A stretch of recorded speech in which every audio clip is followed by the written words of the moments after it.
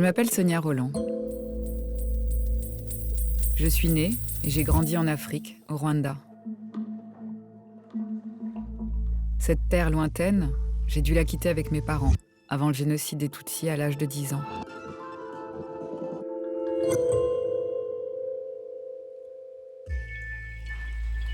Depuis l'adolescence, j'ai vécu en France. J'y ai grandi et j'y ai fait carrière. Mais aujourd'hui, j'ai décidé de retourner dans le pays de mon enfance.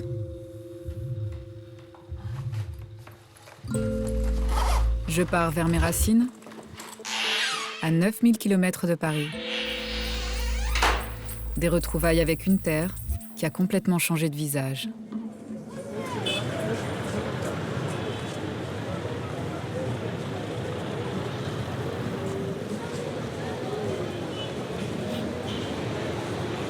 En 25 ans, le Rwanda s'est réinventé.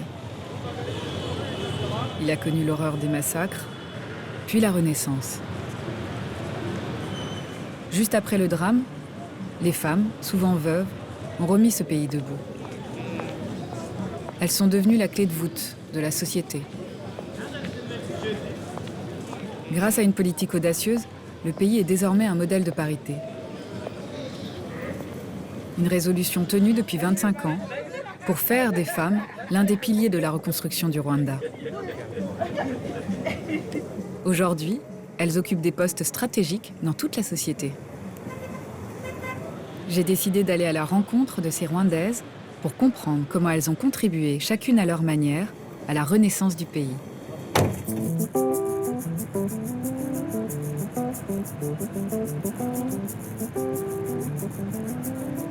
Ma quête commence sur les routes sinueuses du pays des 1000 collines.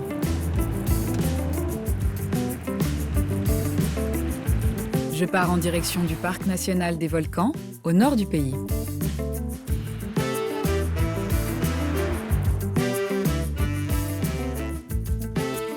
C'est ici le dernier sanctuaire du gorille des montagnes. On y vient des 4 coins du monde pour observer ce trésor national. Ouais. Et c'est une femme exceptionnelle qui est en charge de leur protection. Elisabeth Nyalakaragire. J'ai le temps de me l'appeler la langue. Bah ouais, c'est vrai. Elisabeth est devenue, il y a 25 ans, la première vétérinaire rwandaise et la toute première femme engagée par le parc national. Il y a des bruits, c'est incroyable. Hein. Des fois, ils peuvent descendre ici. Ouais. Les gorilles, hein. Oui, ils descendent pour manger L'eucalyptus. Aujourd'hui, elle veille sur les 500 gorilles qui vivent sur les hauteurs du Virunga.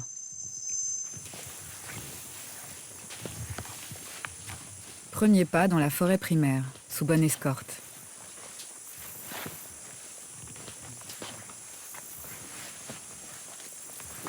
Cette nature sauvage, c'est le royaume d'Elisabeth. Pourquoi vous avez voulu travailler avec ces animaux? Un petit peu, je suis native de la région. Je me rappelle bien la première fois que j'ai vu les gorilles, j'étais à l'école secondaire aux environs de 12 à 13 ans.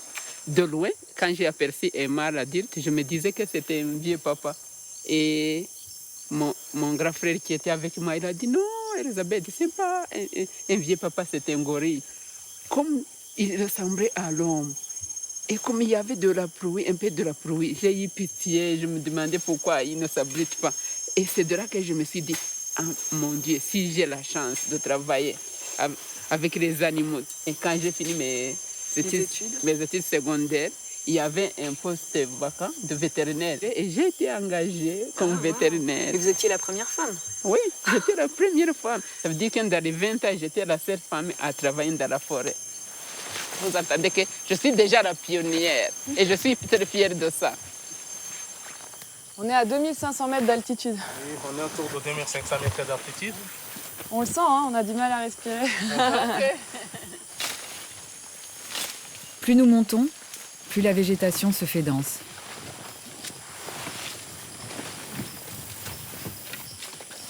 Ok. Dans les bambous. Nous entrons dans le territoire du gorille des montagnes. Vous voyez ici, C'est le reste de ce qu'ils ont mangé. Ça veut dire qu'ils sont passés par-ci.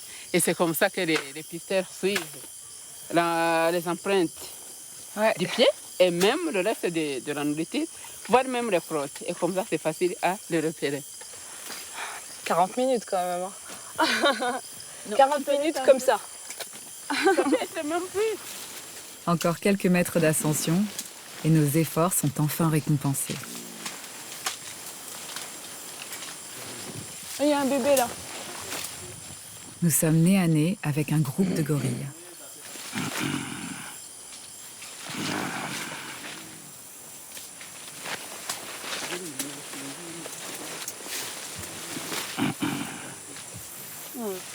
Ok, vous allez venir dans cet endroit.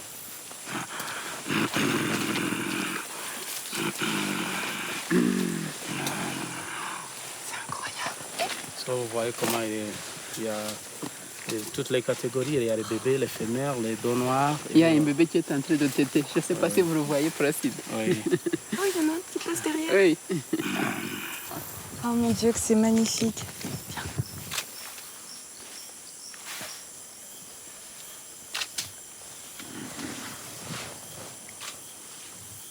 Il est trop mignon. C'est fou, ils sont très calmes. Hein. Oui, ils se reposent. En fait, ils se reposent parce qu'ils ont beaucoup marché. Non, ils ont d'aller l'habitude, ils mangent, ils se reposent. Regardez, tout le groupe s'en va. Oui, Ils suivent le mâle dominant. Oui. Ça vous fait une grande émotion à chaque fois que vous les voyez? Une grande émotion quand je le vois. Les petits-enfants jouer entre les mâles dominants, jouer avec les enfants. Vraiment, c'est une émotion. Je suis très contente de le voir. Et lui-même, je suis contente d'être l'une de l'équipe qui s'occupe de la protection, de la sauvegarde de notre chère espèce. Le deuxième doigt. Good. Oh, il est blessé. Qu'est-ce qui s'est passé? Ils sont fait des bagarres. Elisabeth est trop modeste. Depuis 30 ans, c'est elle qui veille chaque jour sur la santé des gorilles. Le mâle dominant a une petite plaie en voie de cicatrisation sur son épaule droite. Sur son épaule droite, exactement. Oui, j'ai pris la photo et je vais la porter. Si la plaie est infectée, si nous trouvons qu'il est nécessaire d'administrer quelques antibiotiques, on va administrer. Mais plus de 90%, on ne traite pas les blessures. Grâce au travail de terrain d'Elisabeth, la population des gorilles du Virunga se développe à nouveau.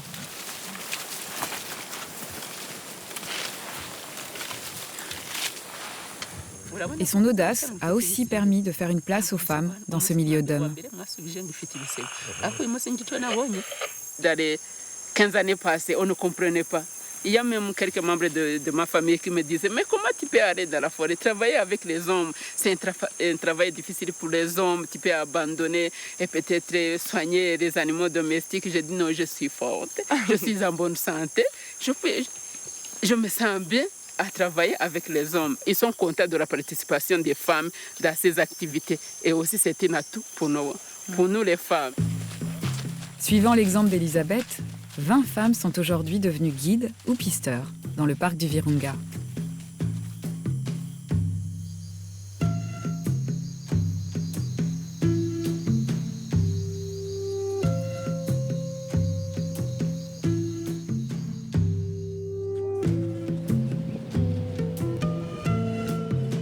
Mais les femmes rwandaises se sont aussi unies pour prendre leur destin en main. Je prends la route pour l'est du pays, vers la région de Kayonza. Une zone rurale où j'ai rendez-vous avec un groupe de Rwandaises. Une coopérative qui produit aujourd'hui l'un des meilleurs cafés du pays.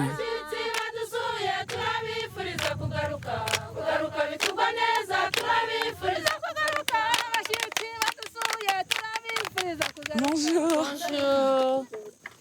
Merci de m'accueillir. Oh, karibu. Ok, merci. Soyez la bienvenue. C'est gentil, merci. Muraho. C'est Madeleine. Nimeza, urakoze cyane. La coopérative s'appelle Tongere Musaruro Wakao. Ça veut dire Tongere, c'est augmenter. Musaruro, c'est la production. Kawa, c'est le café. D'accord. Donc, c'est une coopérative quasi 100% femmes, mais il y a quelques hommes. Il y a 3 hommes dans la coopérative. 3 hommes 3 hommes et 157 femmes. Et dis donc, elles sont majoritaires, quoi. Christine Chondo est une agronome engagée. Elle travaille pour une fondation qui met des terres à la disposition des coopératives de femmes. Sur les collines de Kayonza, on cultive le café depuis des générations. Cette culture très rentable, c'est l'or vert du pays. Mais ce qui est nouveau, c'est ça. Voir des femmes qui coupent, qui sulfatent, qui cueillent. Des femmes qui gèrent elles-mêmes leurs plantations. none mwebwe mugira iki hano? Aha. Alors qu'est-ce que vous faites ici? Nous trions les cerises de café. On enlève celles qui ne sont pas mures. Et celles-ci sont bonnes alors? Oui, tu vois, elles ont la bonne couleur. Et celle-ci? L'autre aussi? Elle est bonne. Et celle-là? Non, celle-ci est malade. Ah, kiragwai. Il y en a une qui s'est... En fait, quand elles sont malades, on les prend pas, d'accord. La culture du café, c'est une culture masculine. C'est une culture masculine. C'est une culture masculine, oui. Oui, c'est une culture masculine. Alors, c'était en fait comment est-ce que la femme peut être vraiment valorisée et être visible, puisqu'elle était vraiment discriminée dans les temps. L'objectif de cette initiative, c'est autonomiser la femme en premier lieu, l'épanouissement de la femme, du point de vue social et du point de vue économique. Et aussi changer La mentalité. Que les cafés, puisque c'est une culture qui apporte beaucoup d'argent, et que la femme aussi arrive à épargner, à connaître le business et avoir un mot à dire. En 5 ans d'existence, la coopérative a changé la vie de ces femmes. Bonjour.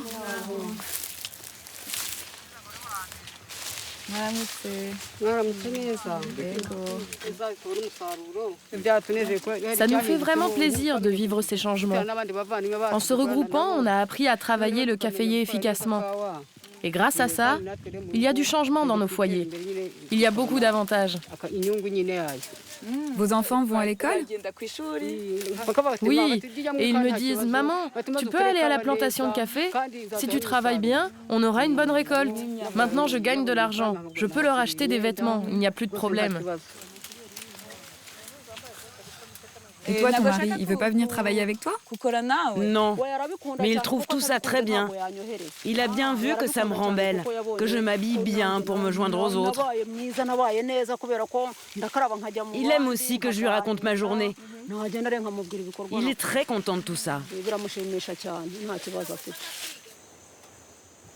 Dans cette région rurale, la culture du café offre un nouveau statut aux femmes. Désormais, elles exploitent ces parcelles et gèrent aussi toute la chaîne de commercialisation. Ah, ok. On garde que les rouges bien fermes. Là.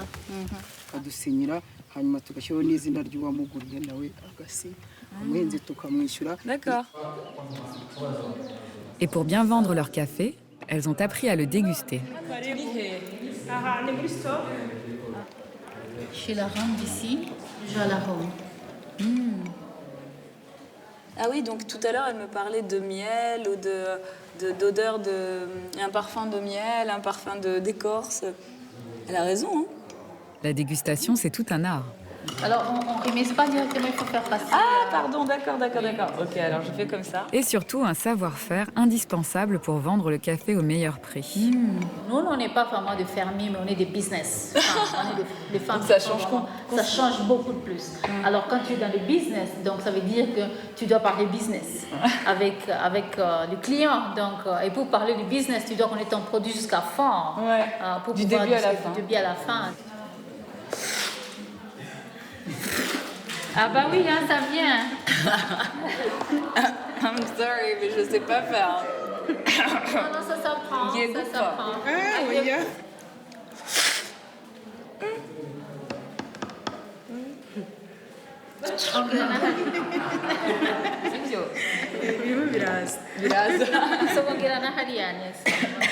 Où est-ce que vous vous situez exactement? C'est un produit d'excellence, puisque ça doit être le café de haut gamme. Hein. Ouais. C'est la haute gamme du C'est café. la haute gamme du café. Ça fait 2 ans que leur café est connu sur le marché international maintenant. Mais en plus, honnêtement, ils ont plus de demandes Maintenant. par rapport à ce qu'ils produisent. Ah mais oui. Ah bah oui. Donc ce qui est intéressant là, Oui. puisque la demande est forte, Ah bah oui. c'est de laisser les prix assez hauts, de manière à ce que vous y retrouvez aussi. Parce Que la femme se retrouve ouais, aussi. c'est ça.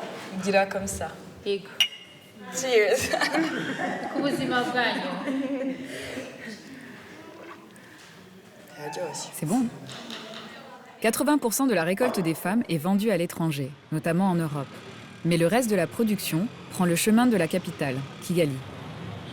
Christine Chando m'a donné rendez-vous chez Question Coffee, l'une des entreprises qui commercialise le café des femmes. L'objectif de Question Coffee, en fait, c'est de chercher les débouchés du marché local ici. D'accord. Et aussi de faire la promotion Du travail des du fermières. travail des femmes, Des femmes. et aussi faire le marketing. Et surtout, comment est-ce qu'on peut élever comme ça la culture rwandaise et commence aussi à boire du café. Donc on va rencontrer Adam. Oui, nous allons rencontrer Adam. D'accord. Hey Adam. Let me introduce you to Sonia. Bonjour. Enchanté de vous rencontrer. Enchanté. On a beaucoup entendu parler de vous, Adam.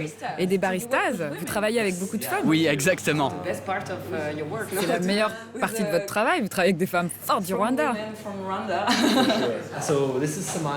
Voici Semaya et Betty. Ici, on fait le maximum pour mettre en valeur le café des femmes qui travaillent avec Christine. Vous voyez, on le torréfie, on en fait des expressos et toutes sortes de boissons au café pour que les gens le découvrent. Yeah, cool. Paradoxalement, les Rwandais consomment peu de café. Question Coffee veut donc créer un nouveau marché au Rwanda même. Pour y arriver, Adam mise sur la haute valeur ajoutée du café des femmes de Kayonza.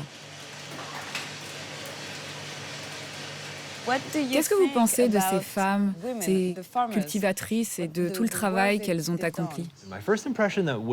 Ma première impression, et ce qui m'a vraiment frappé à propos de ces femmes, c'est le degré de connaissance qu'elles ont acquis en un temps si court. Ces femmes ont pris en main leurs terres, leurs champs, leurs arbres, avec en tête l'idée de créer un produit d'excellence. Elles y ont travaillé vraiment très dur pendant 3-4 ans pour aboutir à ce café incroyable.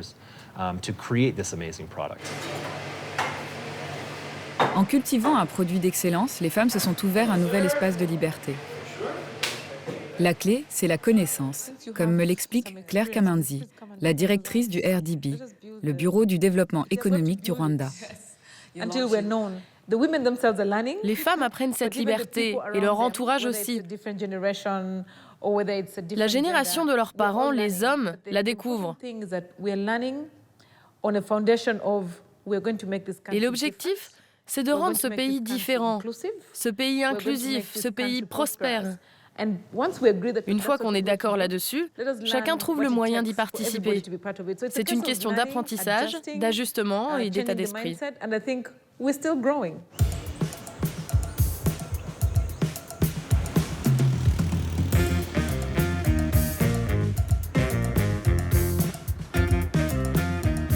Au Rwanda, cette envie d'aller de l'avant traverse toute la société. Et elle s'exprime aussi dans le sport. Depuis une dizaine d'années, les femmes ont poussé les grilles des stades pour entrer sur les terrains de football. Une petite révolution.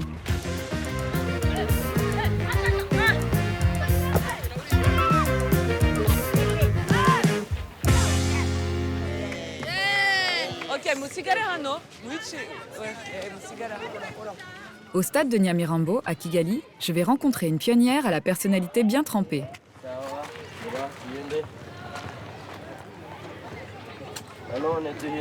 Félicité Roué-Marika, la présidente de l'Association pour la promotion des femmes dans le sport. Le football n'était pas un sport ouvert aux femmes avant? C'était interdit? Vous pouvez m'expliquer? C'était impensable qu'une femme joue au football. Mais c'est moi qui ai initié tout ça. En 1997, il n'y avait pas une femme qui jouait au football. C'était un tabou. Ça n'était pas accepté. Ça ne s'est pas fait du jour au lendemain, vous savez. Ça a pris plus de 20 ans. Ça n'a pas été simple de changer les mentalités. 20 ans de lutte pour faire bouger la société et amener ces jeunes filles sur le terrain. Ça a été un long chemin à parcourir. Parfois, j'en pleurais. Mais je séchais vite mes larmes et j'allais de l'avant. Parce que quand vous allez présenter votre projet qui est bon et productif, et qu'on vous dit « les femmes, non », ça vous fait mal. Vous vous dites « pourquoi ne comprennent-ils pas ?» Mais je séchais mes larmes et j'y retournais le lendemain. J'ai découvert qu'en étant passionné, on pouvait tout accomplir.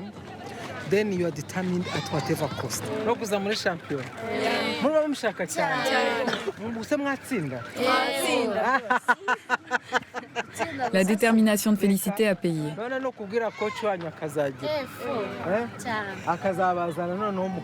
La première équipe nationale féminine a vu le jour en 2014. Vous aimez le football? Vous l'adorez? Oui. Tu veux rejoindre l'équipe nationale? Tu veux jouer en Ligue des Champions? Oui. Qu'est-ce que le football t'a apporté? Moi, ça m'aide à entretenir mon corps. Et si j'ai la chance d'être sélectionnée dans l'équipe qui va jouer, c'est génial. J'adore le foot depuis toujours.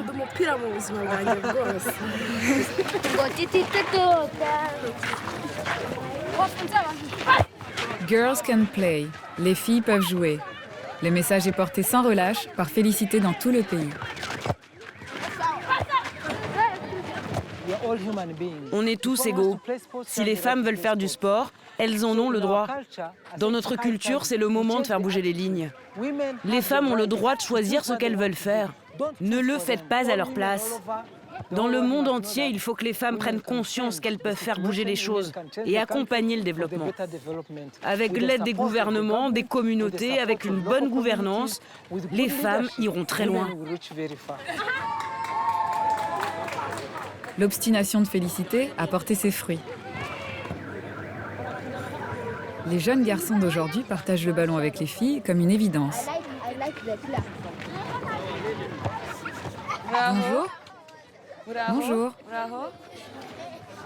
Est-ce que je peux te poser une question? Tu trouves qu'elle joue bien?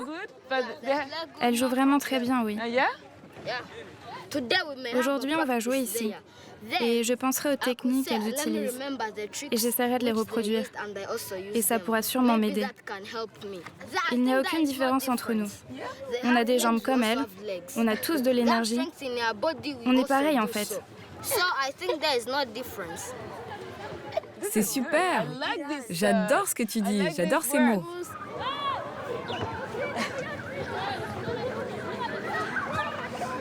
Des mots qui résonnent comme une victoire.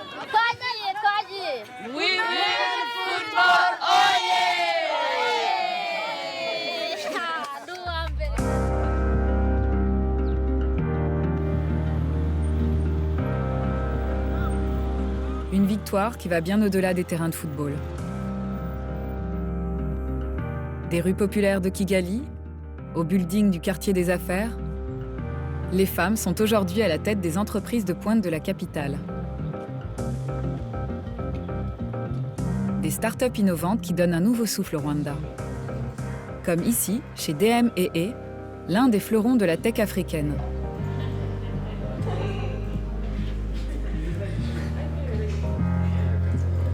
À la tête des 40 concepteurs d'applications mobiles, Clarisse Ilibagiza, une jeune femme de 28 ans.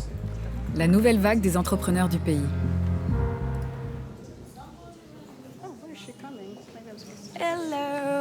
Bonjour Clarisse. Bonjour Sonia, bienvenue. Merci de venir raconter notre histoire. C'est très beau. Merci beaucoup. C'est très ouvert. Dis bonjour à Sonia. Bonjour. C'est la Silicon Valley rwandaise ou de Kigali? C'est notre vision d'une entreprise de tech rwandaise. On s'est inspiré de ce qui se fait ailleurs dans le monde, mais on a surtout mis en application nos propres idées ici. Après des études à l'université de Kigali, Clarisse a créé son entreprise à l'âge de 22 ans.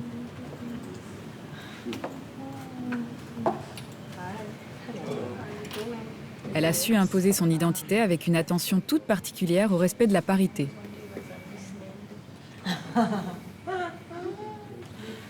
Chez DM&E, les femmes sont au pouvoir. 53% de nos employés sont des femmes. C'est une bonne chose, parce qu'elles amènent de la vie dans l'entreprise. Et je pense aussi que les hommes aiment cet équilibre. On a toujours essayé de pousser les femmes dans cette entreprise. Dès l'université, on repère les jeunes femmes douées pour le développement de programmes et on les encourage à nous rejoindre. On le fait de manière délibérée, mais on attire aussi beaucoup de jeunes femmes talentueuses sans avoir à les chercher. Dans toutes les écoles du pays, il y a autant de filles que de garçons. La parité est devenue un tremplin pour les jeunes femmes comme Clarisse, même si au quotidien, la chef d'entreprise doit s'employer à convaincre.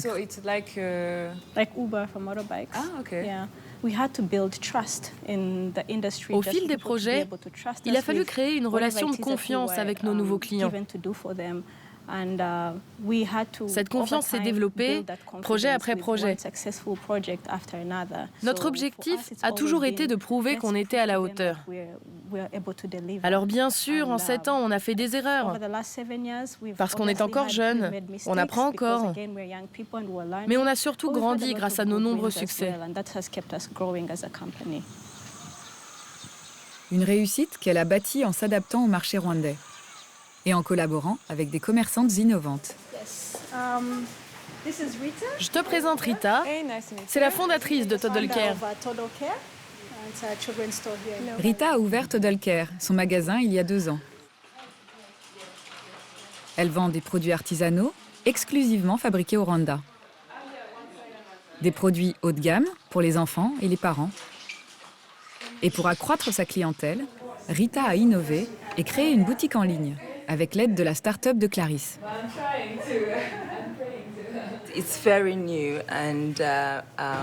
C'est vraiment nouveau au Rwanda. Pour l'instant, très peu de magasins ont leur propre boutique en ligne. Les gens commencent tout juste à faire confiance à ces boutiques dématérialisées. En Afrique, vous voulez acheter dans un magasin que vous connaissez, à quelqu'un de confiance. C'est très relationnel. C'est pour cette raison qu'on s'assure qu'on trouve bien la même chose en ligne et dans le magasin. Le business de demain au Rwanda, c'est l'alliance des start-up et de petits commerçants. Des micro-entreprises comme celle de Rita qui compte se développer grâce aux talents locaux. Un nouvel état d'esprit. Dans cette boutique, on propose tous les produits que les gens voient en Europe ou en Amérique, mais qui n'existaient pas au Rwanda. Pourtant, on peut tout à fait les fabriquer ici, dans le pays. On a de merveilleux artisans qui peuvent créer des produits superbes. Et ça fait des emplois.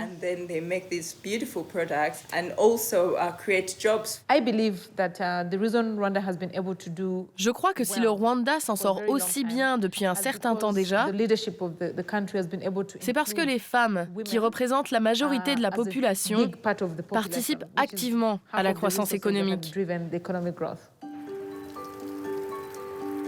Chaque année, 200 000 femmes deviennent actives sur le marché du travail au Rwanda. Mais c'est pourtant dans la sphère politique que leur prise de pouvoir est la plus spectaculaire. J'arrive dans un des lieux les plus symboliques de cette conquête, le Parlement. Sur les façades du bâtiment, les stigmates de la guerre. Un rappel délibéré aux heures sombres de l'histoire. Mais à l'intérieur, un souffle nouveau. Sur les bancs de la Chambre des députés, 64% de femmes. Le Parlement le plus féminin du monde.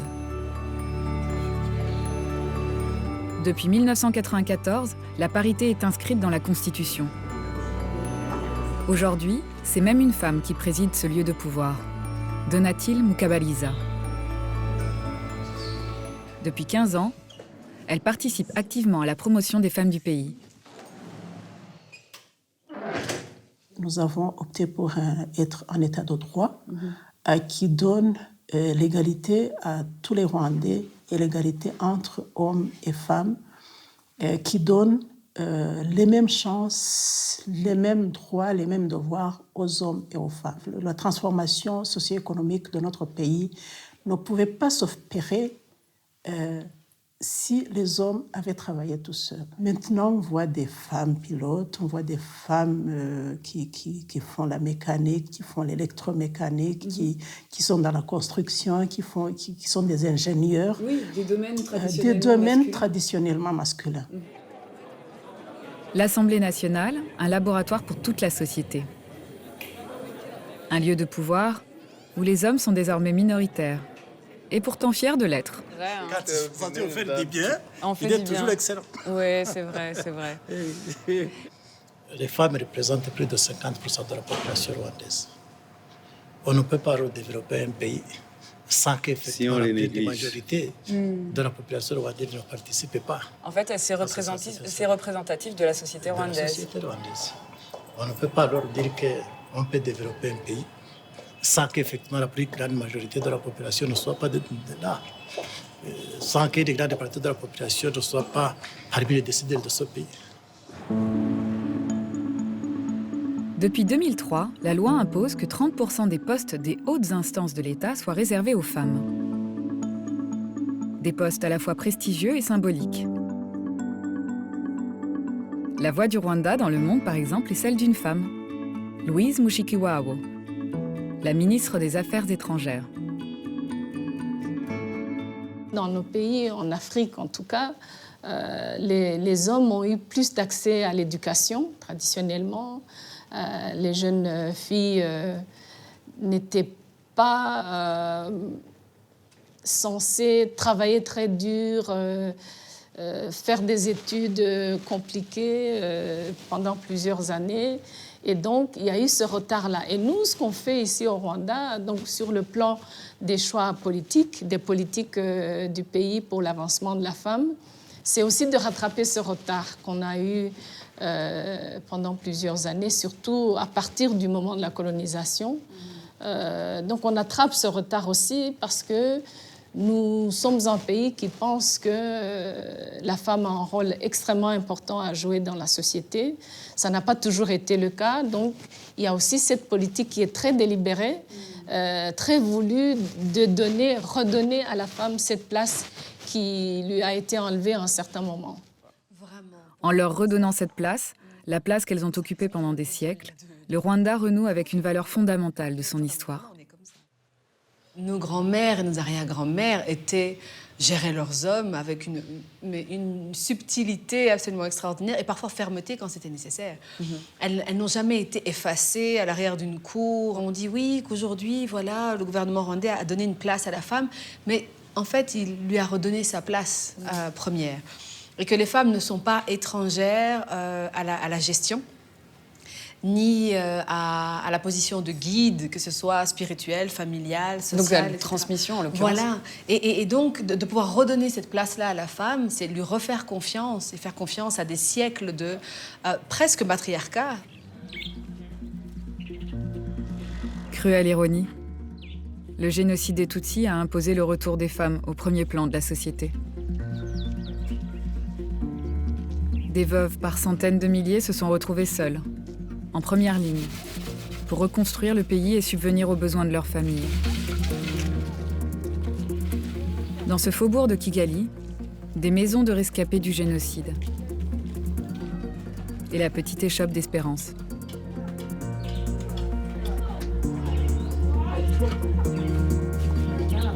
En 1994, Espérance a perdu son mari, alors qu'elle n'avait que 24 ans.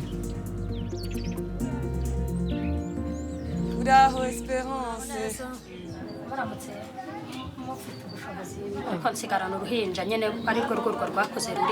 Je me suis retrouvée avec un bébé. Il a grandi, il est étudiant maintenant. Il a 24 ans. À l'époque, ça n'a pas été facile. C'était dur de se loger. J'habitais seule.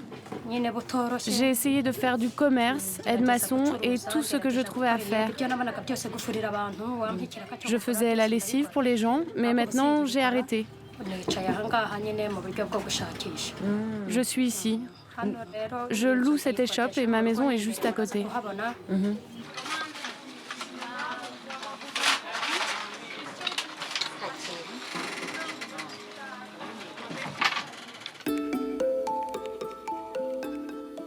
Après le drame du génocide, les femmes comme Espérance ont incarné la résilience rwandaise. Elles ont permis au pays de continuer à avancer.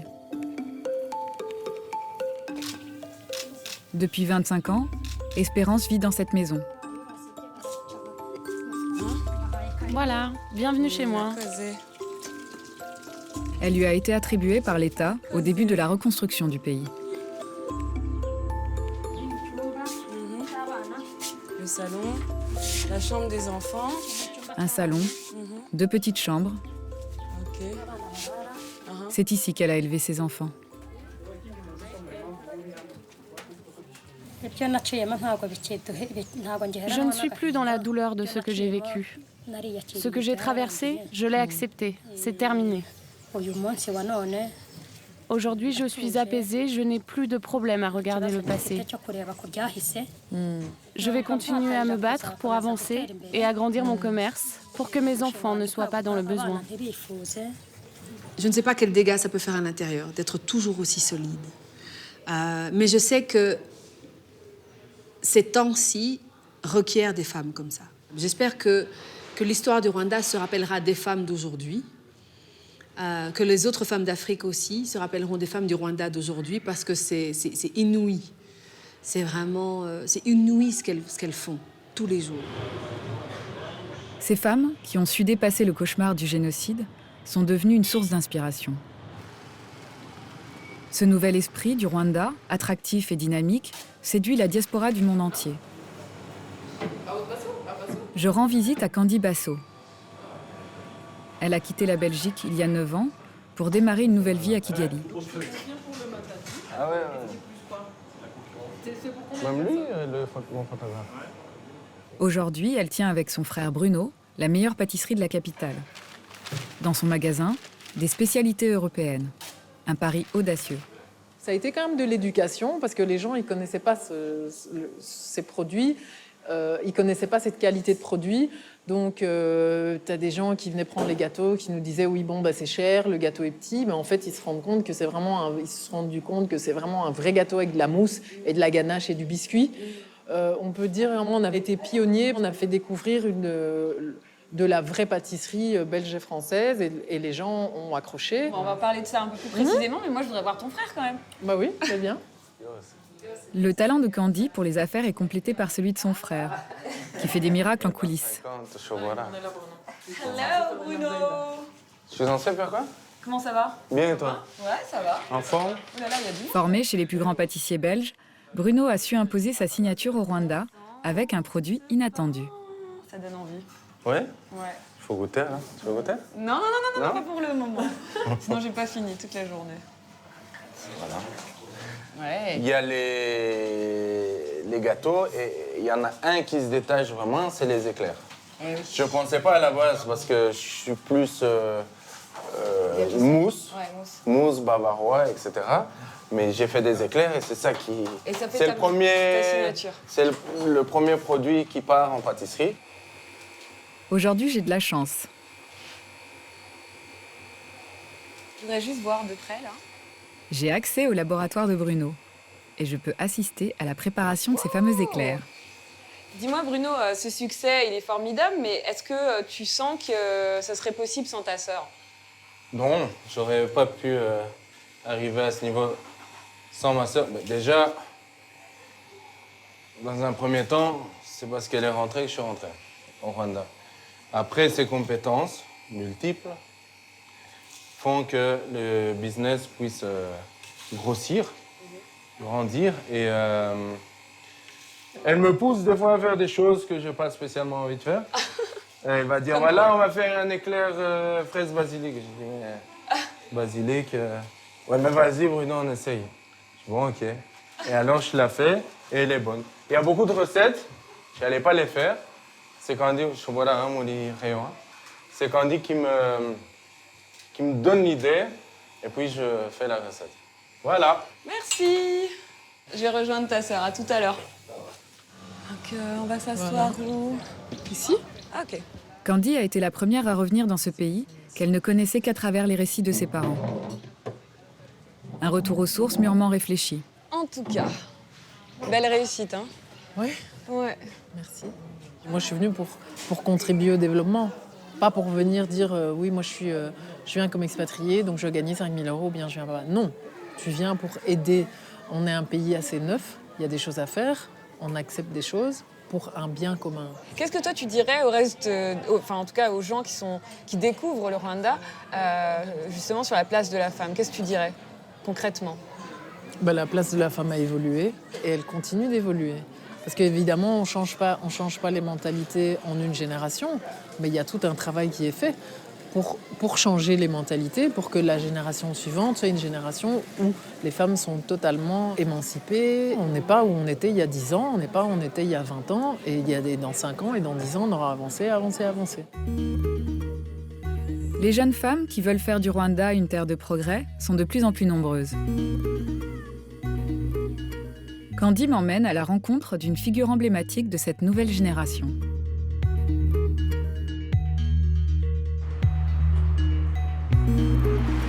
Sonia Mugabo est l'une des stylistes les plus réputées de Kigali. Son projet ? Utiliser la mode comme un outil d'émancipation et de développement. Salut Sonia. Salut Candy. Bienvenue. Pleasure to see you again. C'est toujours un plaisir de vous voir. Bienvenue dans mon magasin. C'est beau, hein, bravo. Merci beaucoup. Faites comme chez vous, faites un petit tour. Ça, c'est super beau. Hein. Wow. C'est fluide, c'est léger. J'ai un style assez bobo. Regardez cette robe, est super confortable et parfaite pour la météo imprévisible de Kigali. Là, il fait très chaud, mais tout à l'heure, il va pleuvoir. Vous pourrez y ajouter un petit sweat. Donc, j'essaye de créer des vêtements confortables et très faciles à porter. Aujourd'hui, je veux vraiment mettre le Rwanda sur la carte de la mode. On a beaucoup à montrer. Je travaille dur pour positionner ma marque et entrer sur les grands marchés. Ça fera plus d'emplois pour les femmes au Rwanda. C'est ça qui me motive chaque jour. La réputation de Sonia Mugabo a largement dépassé les frontières du Rwanda. En 2017, le magazine Forbes l'a même désignée comme l'une des meilleures entrepreneurs d'Afrique. Une consécration, mais aussi un poids dans un pays où la discrétion est une vertu. Ça peut être dur parfois, je ne vais pas vous dire le contraire. Il faut réussir à gérer cette contradiction entre le fait d'être la femme rwandaise telle que tes parents l'attendent, avec une bonne réputation, et en même temps, l'exposition médiatique, ma personnalité, le fait d'être une artiste, ça n'est pas évident.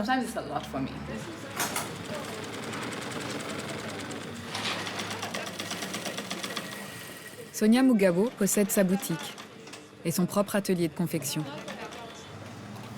Un lieu où traditionnellement les tailleurs sont des hommes. Mais pas chez elle. Sa façon à elle de faire bouger les choses. Le destin des femmes africaines, c'était la cuisine, le ménage et les enfants. Mais moi, je ne prévois pas de me marier dans l'immédiat. Et je veux prendre mon destin en main. Nous, les femmes, nous portons les vêtements. Mais si vous regardez les grandes marques, les patrons, ce sont des hommes. Pourtant, nous portons ces vêtements. Il faut donc changer tout ça. C'est pour ça que je voulais créer ma marque, montrer que les femmes sont au pouvoir et que j'emploie des femmes. Je veux vraiment faire bouger les choses.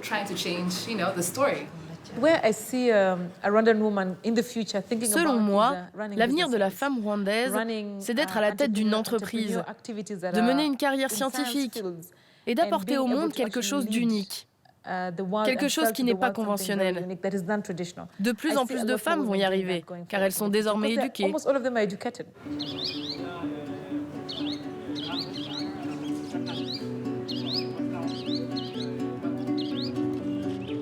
Près de 25 ans après le génocide des Tutsis, le Rwanda poursuit sa reconstruction. La société et les lieux changent. Le centre de Gisimba est un symbole de cette renaissance. Cet orphelinat, destiné aux enfants du génocide, vient d'être converti en centre de loisirs. Comme toutes les femmes du Rwanda, j'ai voulu apporter ma pierre à l'édifice en soutenant celui qui a accueilli et protégé ici des centaines d'enfants. Bonjour. Damas. Ça va? Ça va très bien. Ça fait plaisir. On y est arrivé enfin. Enfin. Enfin. Ça va, Ça va, merci. Bienvenue. Merci. Ah, j'ai hâte de voir les travaux. J'ai rien vu encore. Hein. Non, tu n'as rien vu, non. Voilà, mais ce que je vois déjà, c'est que tout est pavé. C'est qu'il n'y a plus la boue. Il n'y a plus la boue, il n'y a plus de terre qui traîne, il n'y a plus rien. Mon épouse. Ça, c'est magnifique. Il y a 15 ans, j'ai créé l'association Maisha Africa pour participer à la reconstruction du Rwanda par le biais de l'enfance. Récemment, lors de l'anniversaire de l'association, nous avons pu récolter des fonds auprès de généreux donateurs afin de rénover le centre Gisimba. Là, c'était mon ancien bureau. On a tout changé, on a grandi. Incroyable. Il y a la bibliothèque pour les enfants, c'est devenu la bibliothèque pour les enfants. Ils lisent, ils écrivent, ils font pas mal d'histoires. Ils savent maintenant rédiger eux-mêmes leurs petites histoires. Ils rédigent leurs histoires à eux. Ah, c'est génial. Bravo. Il est le papa de tous les enfants ici. Ouais. Il en a vu beaucoup. Tous les enfants du Combien vous avez vu quartier. d'enfants ici? Ceux qui sont passés à mes mains, au moins, je dirais, plus de 800. Mais ils sont éparpillés dans tout le pays. Hein. Et ils reviennent toujours ici. Ils reviennent. S'il y a un événement, je dis à tout le monde, allez, il y a un événement, venez. Tous. Cet ancien orphelinat est totalement métamorphosé. C'est beau. À la place des anciens dortoirs, des salles de danse, d'art plastique ou de musique.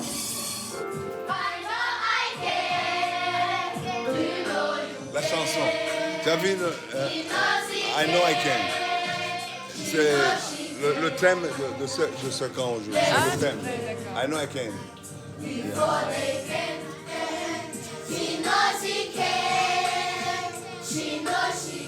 J'étais moi-même une enfant lorsque j'ai quitté l'Afrique. Mais en l'espace d'une génération, le Rwanda a su renaître et offrir à ses enfants le plus précieux des cadeaux, un avenir. Un avenir dans le pays où ils sont nés. Un avenir où le fait d'être une femme est désormais une chance.